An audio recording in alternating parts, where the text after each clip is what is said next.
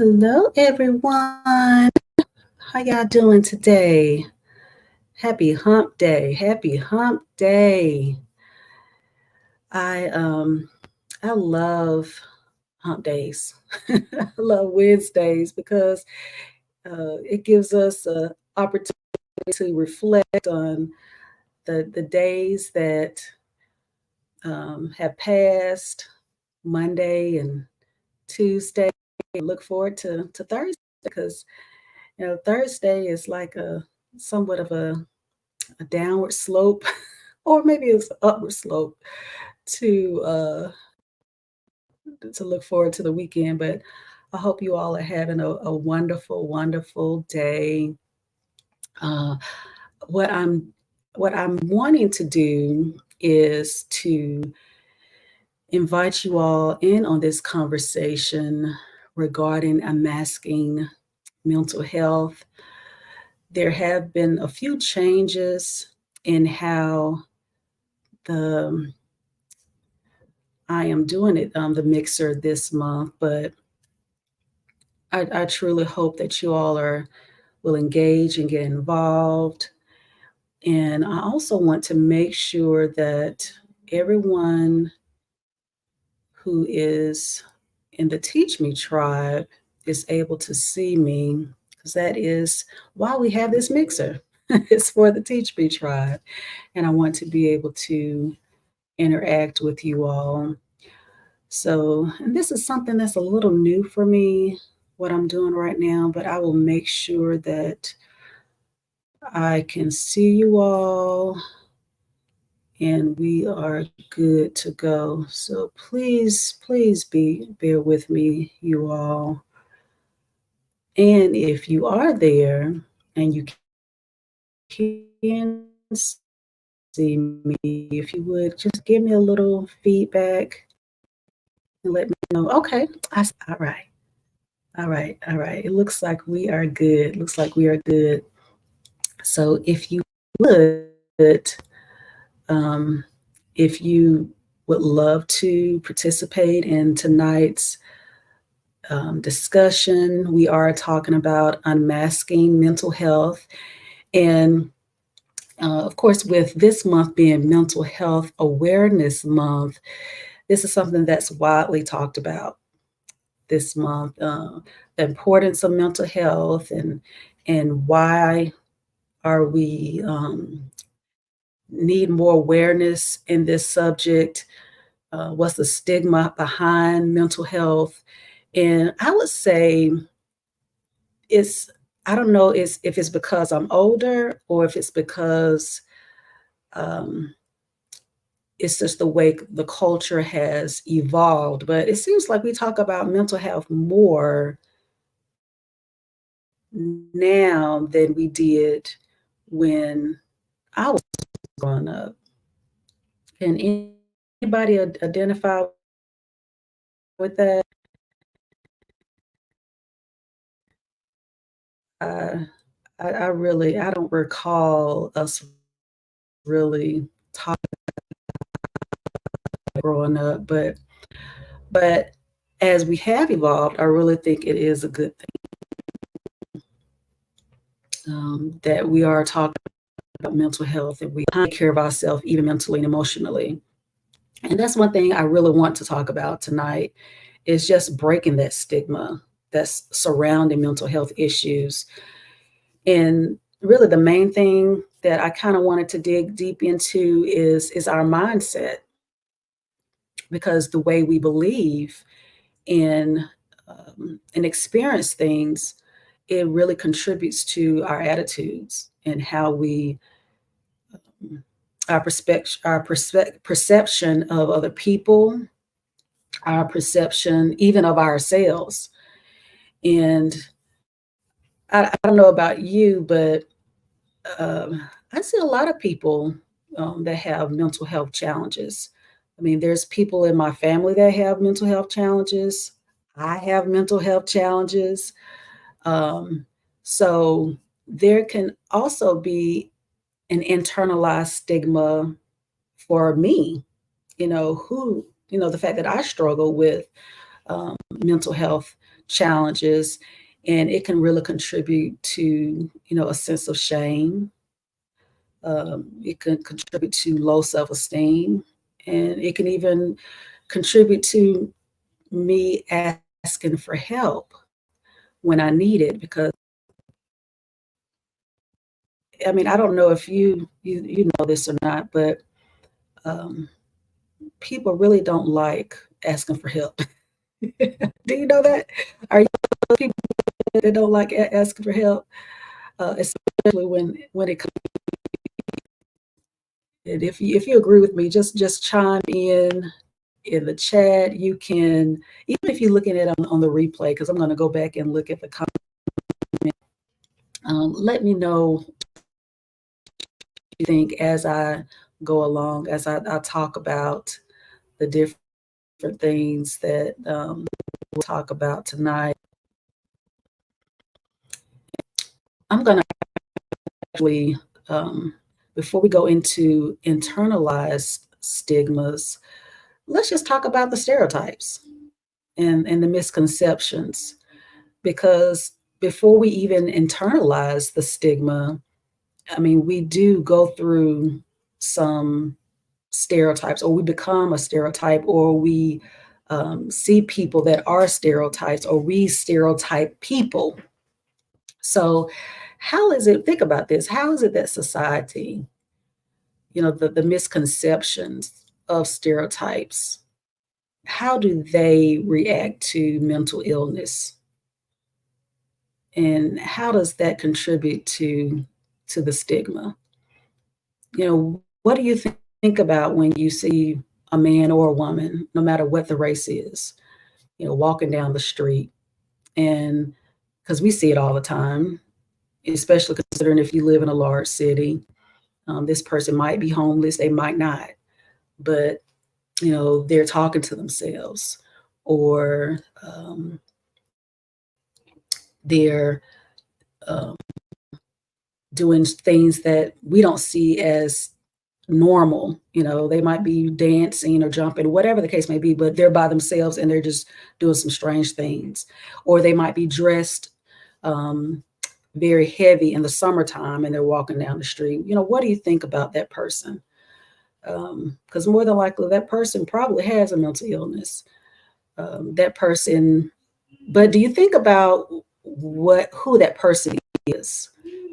Because yes, they do have a challenge in their mind, but what is their background? Do you ever think about that? Or do you just think, oh, they're just a bum, they're just homeless, um, they can do better, why are they out there begging for money? It's different things that we could potentially, they're just lazy. It's a lot of things that we could potentially think about when we see people like that. But these people, they're someone's brother, they're someone's son, probably someone's father. This person could have potentially served in our military, but they're struggling from PTSD.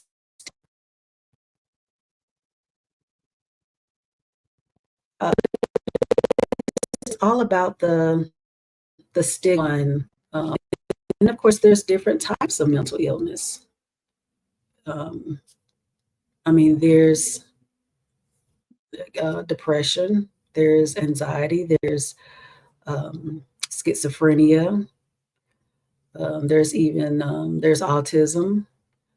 There's a lot of things that impact whatever disease or disorder that impacts our brain from functioning the way that it's supposed to. It's a chemical imbalance. And it's not necessarily something that is um, that we can control. So think about, what do you think about that person when you see them? Because the people who struggle with mental illness, and if you're a person that struggled with mental illness, it's not a sign of weakness. It's not a sign that they're dangerous or even unpredictable. Not necessarily. But that's a stereotype. that we have. One other thing is, if you think of anything, please let me know. What stereotypes or misconceptions have you had about mental illness, or even the people that you potentially know or see, um, that is associated with mental illness or have mental illness, I should say, or even misconceptions about yourself, because this is also opportunity for us to self-reflect as well. What is it that I'm thinking about myself, or I perceive that people are thinking about me? Because one thing is definitely a fear of judgment and discrimination. I mean, how many times I know myself in social interactions, a lot of times I fear judgment and a lot of times discrimination because in my mind I've internalized my weakness, and I don't have one of those mental illnesses where you look at me and you know exactly what is going on with me. But just imagine the people who do have mental illnesses where you do know, okay, something is not, um, it's something else that's going on with them apart from just normal things. So what kind of judgment do you have, of people like that, of yourself? Do you feel judgment? Do you fear that? I know I do. Um, and it causes you to struggle with, just like I said before, asking for help because you don't want to be judged by your weakness. And then we're talking about internalized stigma, not just the misconceptions or stereotypes that we deal with, the fear of judgment and discrimination, but it's those things that we deal with internally. And I kind of want to bring awareness. I know a lot of times when we talk about mental health, we educate people about what mental health is and things of that nature. But um, I've kind of been trying to work up to, I guess, helping you to understand what it's like to have a mental illness. And if you are in that situation, what can you do to to be stronger um, in your life's journey? And please feel free to comment. I'm trying to see how I can your comments too live here, just to make sure that I'm able to interact with you as well. Oh yeah. Oh, okay. Thank you so much, Tony. Of our times, definitely, it really is. Um, okay, good. So I can see your comments. So feel free. And I'm actually on Facebook. And if you um, here, feel free to do that as well. What I'll do, I will put the link in the chat where you can join. And if not, it is okay. We'll continue to, you can interact in the comments. And because this is just all about us sharing, even if I'm the one that's sharing majority of it, but and learning. That's what the tribe is all about. It's about us learning, sharing, and being empowered at the end of the day. Um, but I'm going to put this link in here, so just in case, because I do see a few others that, so feel free to join me and give your comments.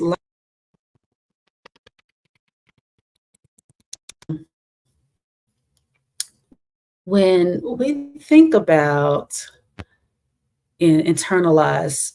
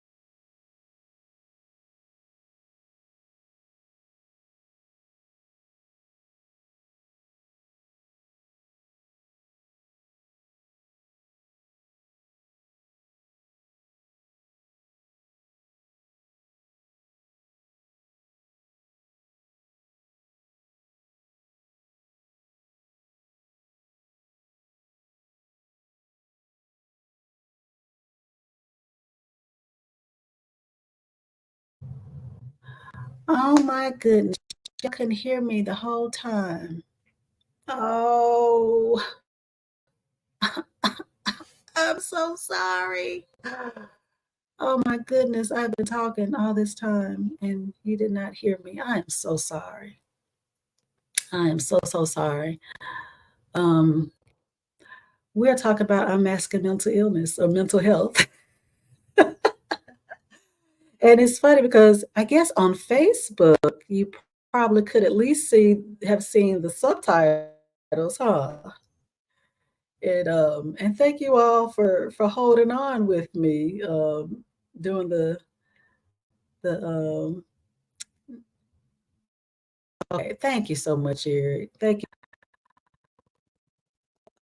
you. Okay, so I'm good now because it looks like, and I tell you, technology is great, but technology changes. So I'm getting used to this change that they have created for me. And then I also know that I have been struggling a little bit with my internet. So please bear with me, guys. Um, okay, so I'm good. Good.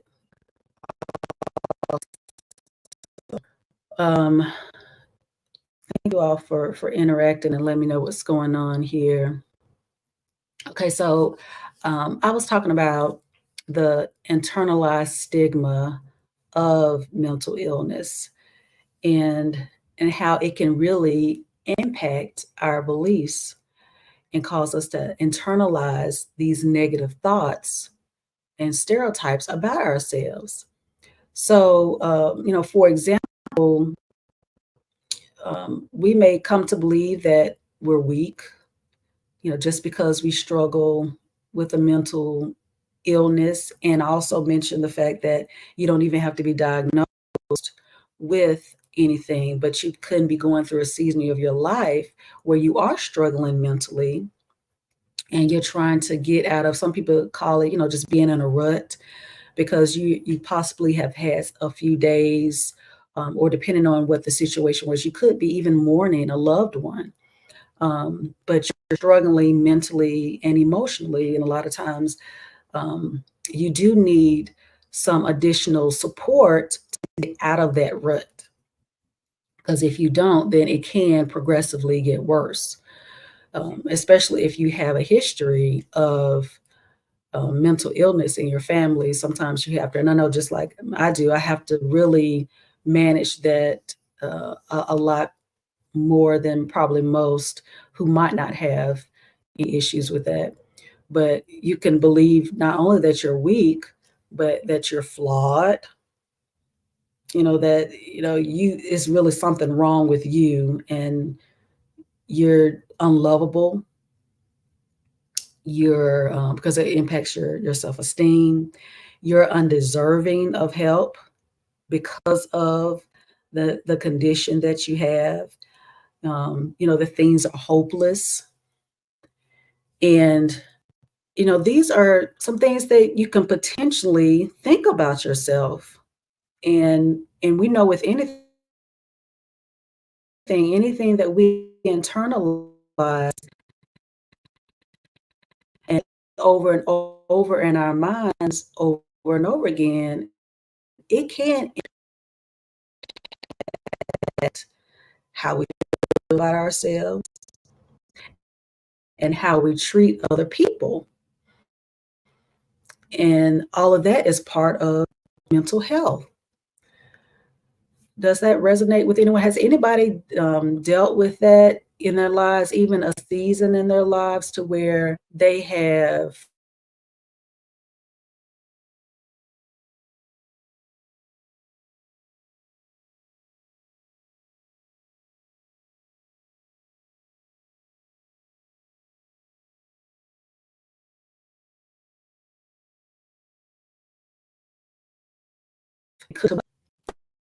I want you to kind of think about a time in your life that you probably struggle with that, and what is some of the things that you did to kind of get out of it, or did you get out of it and you kind of masked it?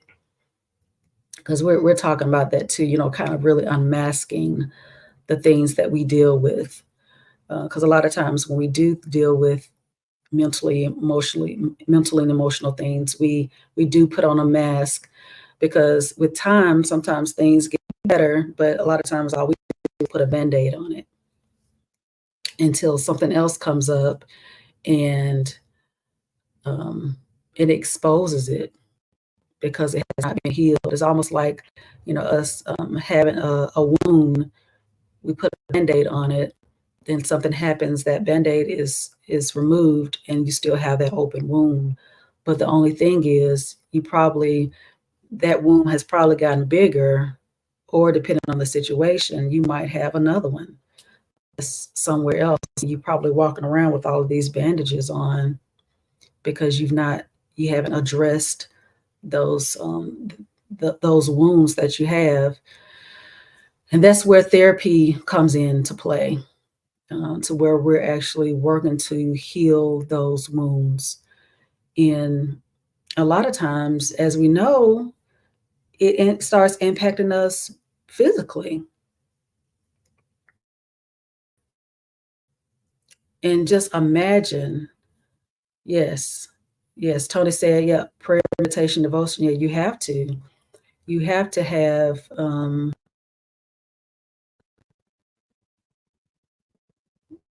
those additional things to help you out of. What about the feelings of shame and guilt? Because usually we internalize that stigma, it often leads to those feelings of shame and guilt, and it causes us to blame ourselves. Whatever happened, whatever negative thing happened, we're blaming ourselves for what happened. We okay, shoulda, coulda, woulda. If I hadn't done that, and if you go down that road, guess what happened? You'll start playing those thoughts over and over again. Oh, you're stupid, you're dumb, you knew better than that, you shouldn't have done that, you're smarter than that, you're such a failure. So you start to internalize all those things, and you start feeling ashamed of yourself. I know people struggle with imposter syndrome, especially when they have an opportunity to excel in something. And then once they start excelling, then they pull back because they start having some confidence and feeling good about themselves. People start acknowledging them, but then all of a sudden they start feeling like they're not worthy because of this shame, these feelings of shame, these feelings of guilt, and it all impacts us mentally. That's when you know you're not in a safe and healthy place.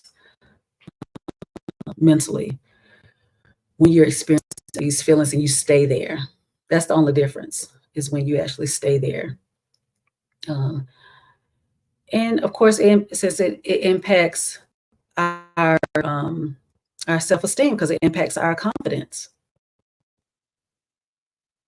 it impacts our self-worth, and and you can also develop a negative self-concept.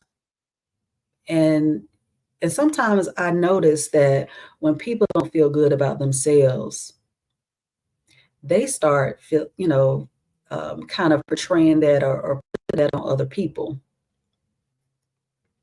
That they not only think that they're inferior, they might not act like it up front or on the outside, but they're internalizing those things, but they start treating other people the same way that they feel.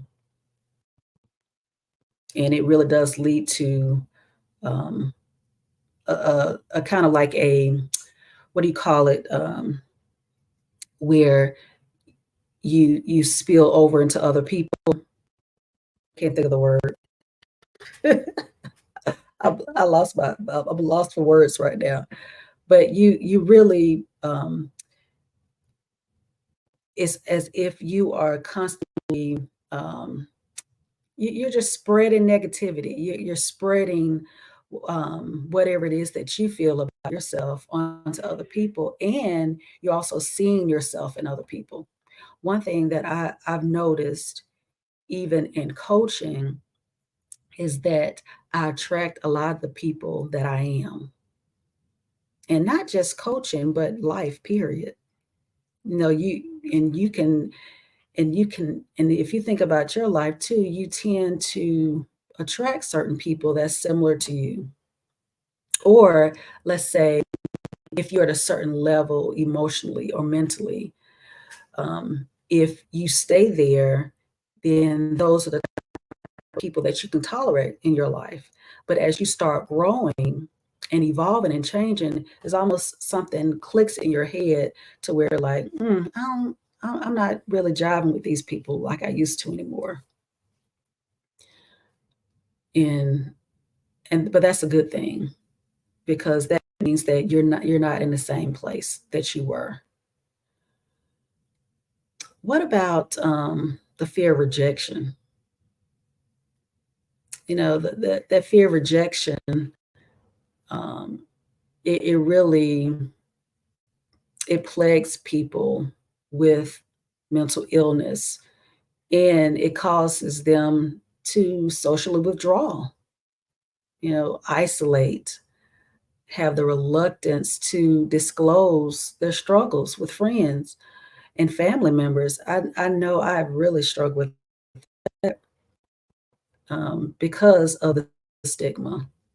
Yeah, project negativity off of someone else. Yes, thank you, Nicole. Yes, project negativity. Yes, and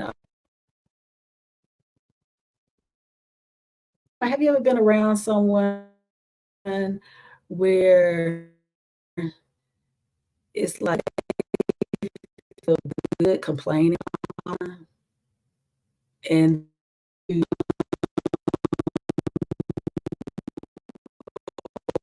or to give a sob story about something that's going on with, it's like you just want to project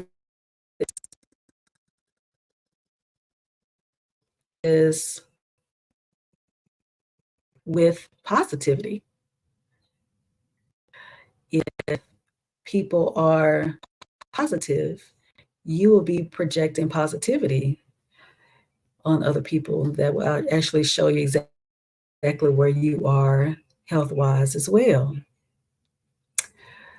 Let's think about coping mechanisms. What types of coping mechanisms that we can develop in our lives to kind of safeguard us, even if we are dealing with mental health challenges? What is it that we can do to cope with this? Because this is something that know it's going to happen because we live in this life. We're on this life's journey, so So things are going to be, it's not going to. We are going to have not so good days. We are going to have bad days. We are going to have, but we can manage it. We can cope with it. So, what are some things that we can do to help us? Feel free to tell me in the chat. What do you think we can do to kind of help us to cope? And feel free to enter in the chat and the comments. I know one thing that I really had to do, and this is something that I learned in therapy, is to realize when I'm in a warning side within myself, that if I'm feeling really anxious, if I'm feeling confused, if I'm feeling um, less, if I'm feeling in so many ways paranoid, but it's just certain things that I feel that I'm aware of that really helps me, and it takes me out of my affective zone. So what I do to exercise more self-awareness that I have dealt with and interacted with other people. A lot of times I self-reflect and I say, how did I handle that situation? What is best? What would have been better? And how was I feeling before that situation? And that way I'll know how to handle it better in the future. Yes, Tony said, be supportive of the people around you. Everything has their stuff. Everyone has their stuff. So help each other. That is the truth. And I think that's super important when we are, I don't know, we have our what we think are strong friends or strong family members in our lives. And with mental health challenges, most of the time those they don't want anyone else to know that they might be having some weak moments. So it is so important to be supportive. I know there was a trend going on, um,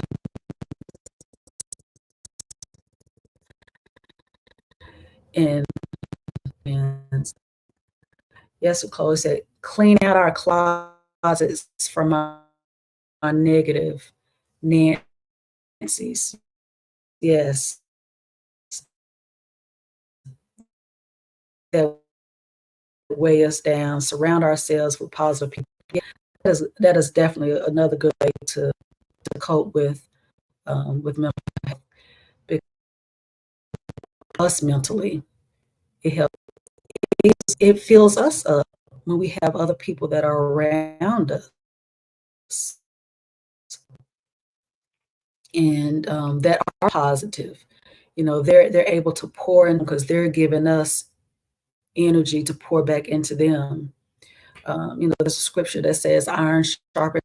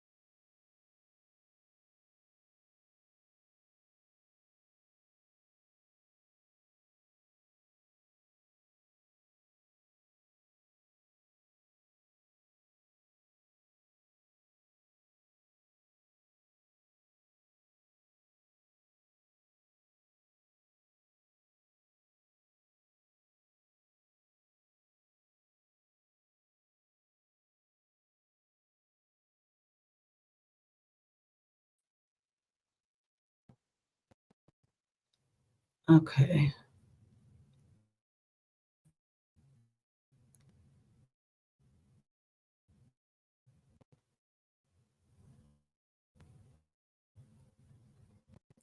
I don't think my internet connection is okay. Thank you.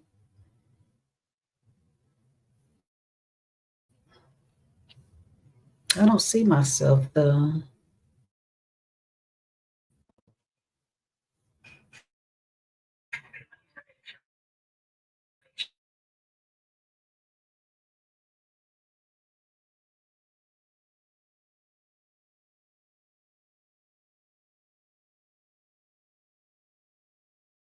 best. I'm definitely trying my best to get through these struggles. Um, but the last thing I really want to talk about with you all is self-care. Um, because that's the biggest way to cope with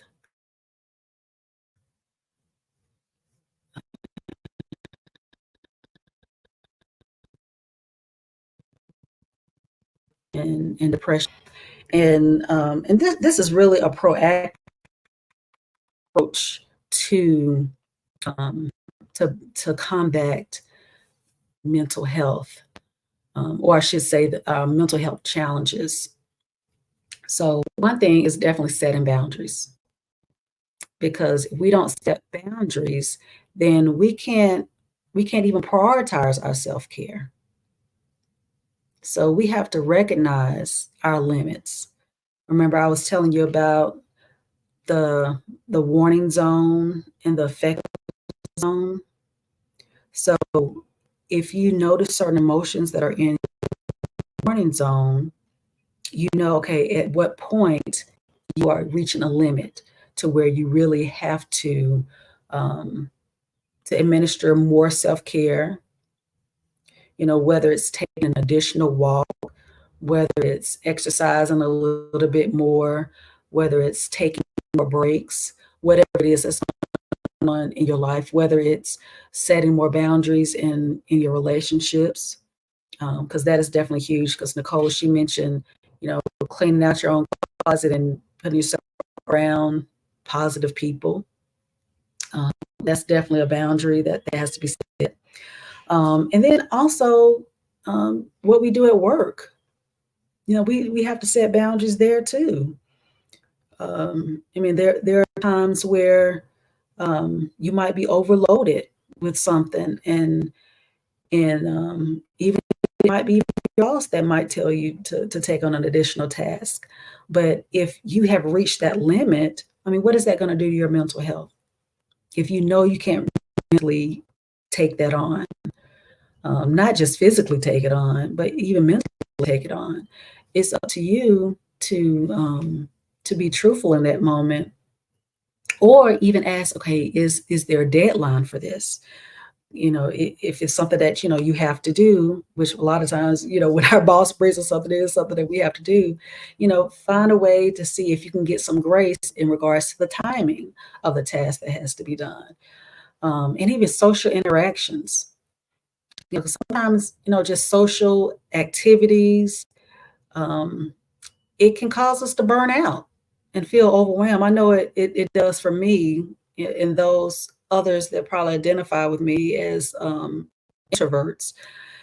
Uh, Usually, as an introvert, you are drained by crowds and people, and you have to have that time to yourself to kind of, you know, energize yourself. But if you're an extrovert, people, they energize you to be around people. So so I would think that someone who's an extrovert probably really needs to set boundaries, because you probably love, or you do love being around people. You love being around, going to different activities, and and you probably say yes, parties and stuff, because that's what you enjoy doing. And it's funny because it doesn't have to be something negative to say no to something. It was a concert that I wanted to go to a few weeks ago, and I mean, it was something that I really wanted to do, but physically, I could not. I could not do it, and I knew that it was going to impact me mentally, but it was something good. So we have to think about that too when we're setting boundaries. One thing we can also do is practice gratitude. It is so important for us to reflect on positive aspects of our life, because it's going to help us to cultivate a sense of appreciation and resilience.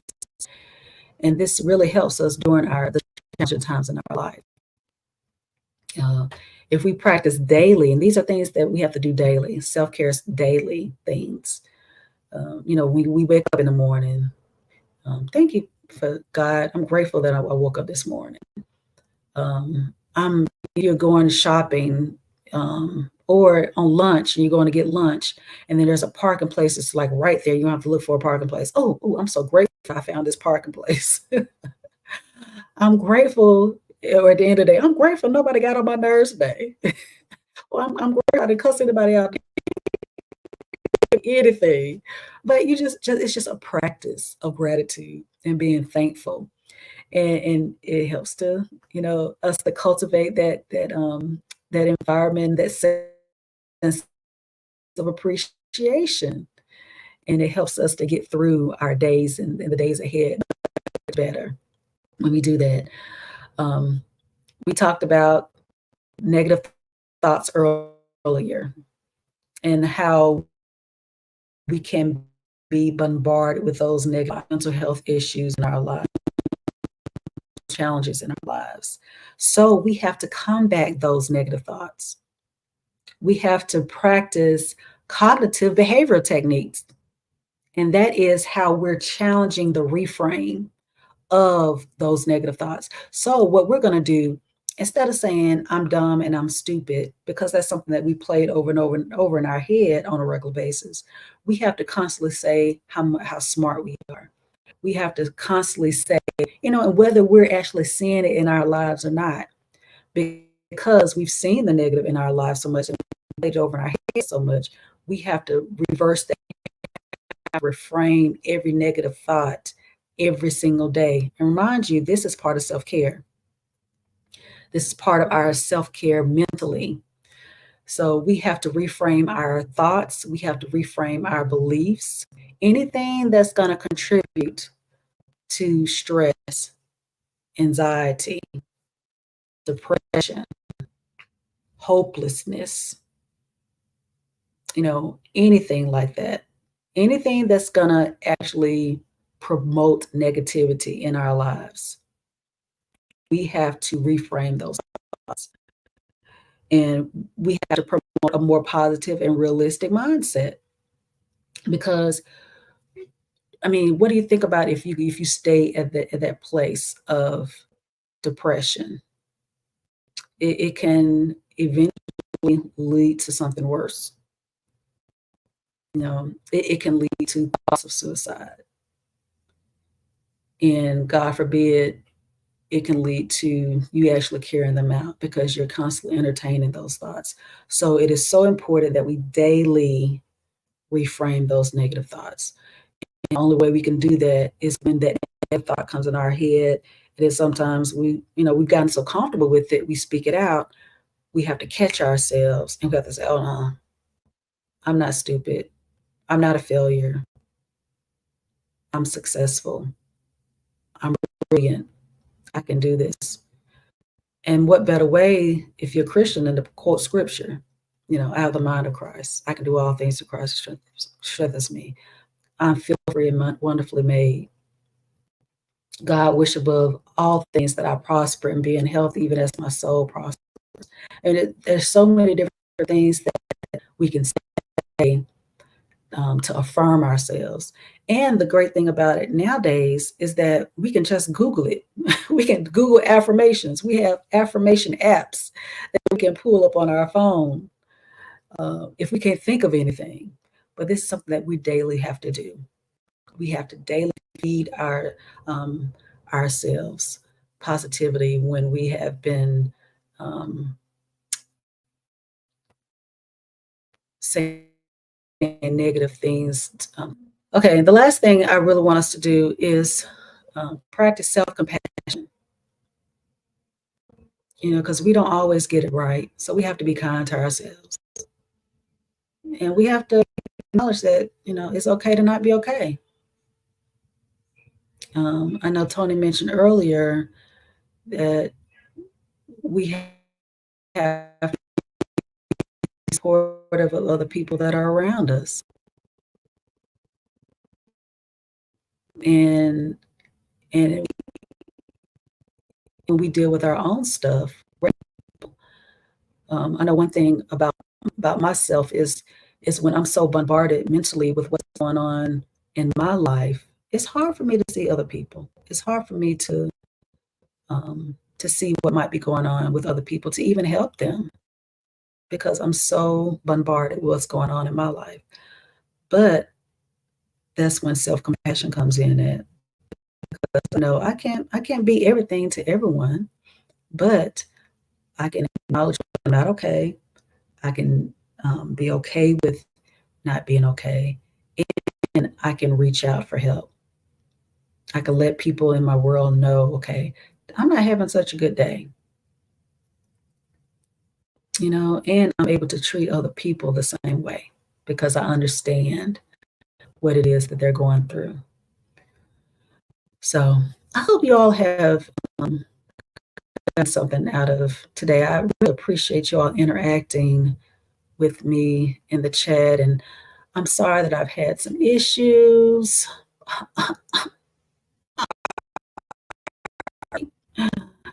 Technology is good when it's good, and it's bad when it's bad. But I definitely appreciate you.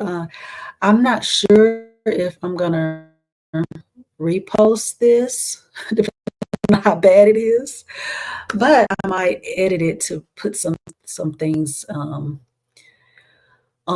to hopefully you can get the gist, especially those who weren't able to join tonight. You can get the gist of what was shared. So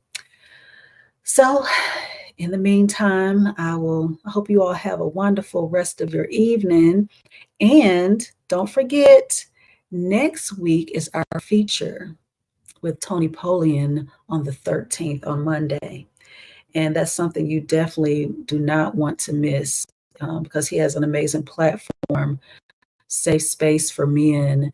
And it is so essential to our mental health to be there for the men in our lives, and not only women being there for the men in our lives, but also men being there for the men in in their lives as well. Whether it's brothers, your dad, anyone that that's a man, your son.